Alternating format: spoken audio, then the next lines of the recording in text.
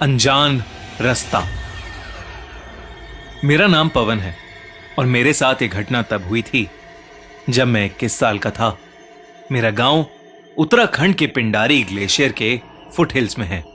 पहाड़ी लोगों के लिए रात को पहाड़ों में घूमना आम बात है, पर उस रात जो मेरे साथ हुआ, उसके बाद से जब भी मैं उन पहाड़ों में अकेले निकलने के बारे में सोचता हूं तो मेरी रूह कांप जाती है। मैं 6 साल बाद गर्मियों की छुट्टियों में अपने गांव वापस आया था। मेरे आने की खुशी में मेरे बचपन के दोस्तों गिरदा और देव ने डिसाइड किया कि हम पिंडारी ट्रैक के नीचे वाले पहाड़ के झरने पर जाकर सेलिब्रेट करेंगे। हमने अगली सुबह ट्रैक शुरू किया। वो ट्रैक 8 घंटे का था और रास्ता बेहद खूबसूरत था। आधे से ज्यादा ट्रैक करने के बाद थकान और तेज धूप के कारण हमने सोचा कि थोड़ी देर आराम कर लें। वो जगह बहुत ही शांत थी और वहां कई सारे छोटे रास्ते थे जो अलग अलग पहाड़ों तक जाते थे। हमने गाने चलाते चलाते लंच किया और थोड़ी देर में ही हमारी आंख लग गई। लेकिन कुछ देर बाद अचानक मेरे कानों में किसी बच्ची की आवाज आई, पापा। और मेरी आंख खुल गई। मैं जब नींद से उठा तो पसीनों से तरबदर था। मैंने देखा कि आसपास कोई नहीं था और शाम भी हो चुकी थी।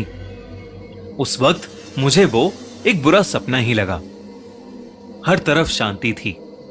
मैंने टाइम देखा और अपने दोनों दोस्तों को उठाया। हमें सूरज ढलने के बाद रात में पहाड़ों में घूमने की आदत थी, तो हम ट्रैक पर आगे बढ़ गए। हम तीनों ने अपने फोन की फ्लैशलाइट्स और टॉर्चेस जलाने की कोशिश की, पर कुछ ही देर में दोनों की बैटरीज खत्म हो गईं। कोई भी और चारा नहीं था, इसलिए हमने अपने अंदाजे से एक रास्ता पकड़ लिया। हम कई घंटों तक उस रास्ते पर चलते रहे, पर चढ़ाई बढ़ती जा रही थी। रास्ता पतला हो रहा था और हम थे कि झरने तक पहुंच ही नहीं पा रहे थे।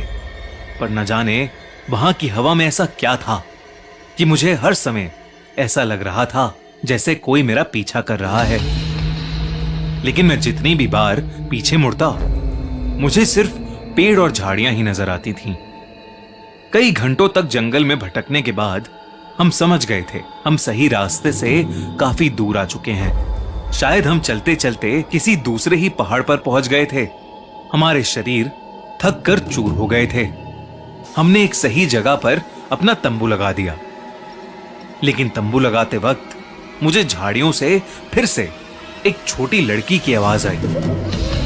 ऐसा लग रहा था कि कोई छोटी लड़की मुझे कुछ बोलने की कोशिश कर रही थी, पर मुझे समझ नहीं आ रहा था। मैंने उसे अपने मन का वहम समझा और सीधा खाना खाकर सो गया। कुछ देर बाद मेरी आंख खुली। मैंने देखा कि मेरे शरीर को कोई घसीट कर कहीं ले जा रहा है। मैंने गर्दन उठाकर देखा तो मुझे एक भयानक दानव जैसा एक आदमी घसीट रहा था। उसे देखकर मेरी चीख निकल गई और तब उस आदमी ने मुझे पलटकर गुस्से से देखा और अपने पंजों से मुझ पर वार कर दिया। तभी अचानक मेरी नींद टूटी कि मैं अपने टेंट में ही लेटा हुआ था। जो आग हमने लकड़ी से जलाई थी वो बुझ चुकी थी, पर अभी सुबह नहीं हुई थी। मेरी नींद उड़ चुकी थी, लेकिन मेरे बगल में देव आराम से सो रहा था। पर गिरदा टेंट में नहीं था, वो गायब था। मैं अपने टेंट से बाहर निकलकर गिरदा को तलाशने लगा कि तभी मुझे देव की चीखने की आवाज आई। मैं बहुत डर गया और तुरंत वापस टेंट में गया, लेकिन देव आराम से सो रहा था। मैंने देव को जगाकर उसे सब कुछ बताया और तभी हमें टेंट के बाहर एक परछाई दिखी। वो परछाई ठीक उसी भयानक दानव जैसी लग रही थी जैसे मैंने सपने में देखा था।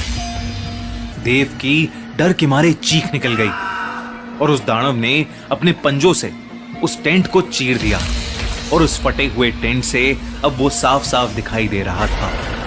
एक बेहद डरावना चेहरा जो शायद सड़ गल चुका था। लंबे लंबे बाल और उससे भी लंबे उसके पंजों के नाखून, उसके नुकीले दांत और गुस्से से लाल आंखें। वो कोई जानवर जैसा नहीं लग रहा था, पर ऐसा लग रहा था जैसे कोई एलियन हो। हम जैसे तैसे करके उस टेंट से बाहर भागे। हमें कुछ भी समझ नहीं आ रहा था कि आखिर हो क्या रहा है, पर हम भागते रहे। थोड़ी दूर पर हम एक अजीब से रास्ते पर पहुंच गए।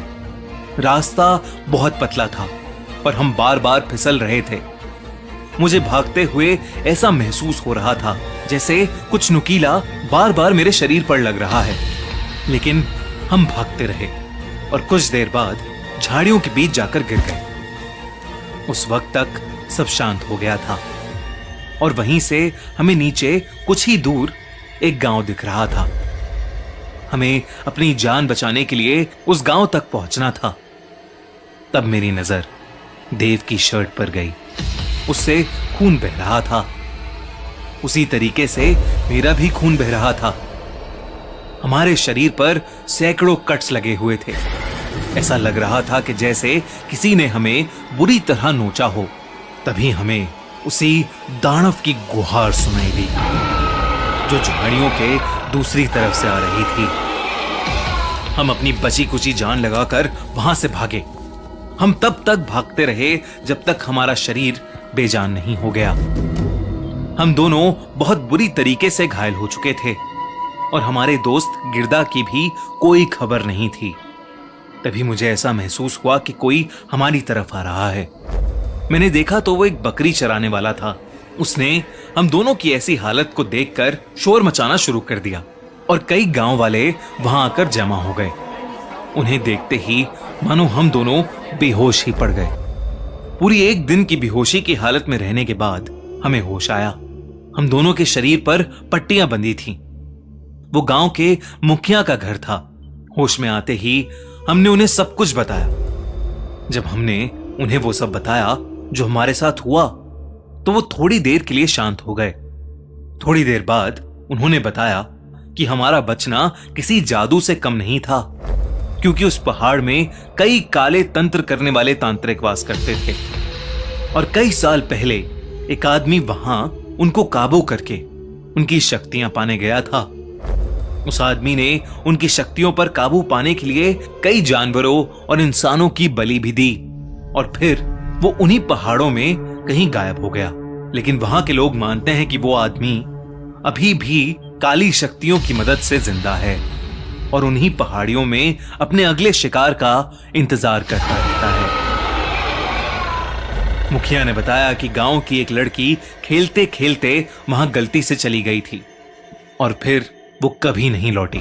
माना जाता है कि उस आदमी की आत्मा ने वहां उस लड़की की बलि दे दी और आज भी अगर कोई वहां जाता है तो उसके साथ भी वही होता है। उस मुखिया की बात सुनकर हमारा दिल दहल गया। हम तो बच गए थे, लेकिन उस दिन के बाद से हमने अपने दोस्त गिरधा को फिर कभी नहीं देखा। उसका सदमा आज भी हमें सताता है। मैं अब कभी भी अनजान पहाड़ों में घूमने नहीं जाता और खुद से ऐसा कोई रास्ता नहीं पकड़ता जिसके बारे में मुझे पहले से पता ना हो।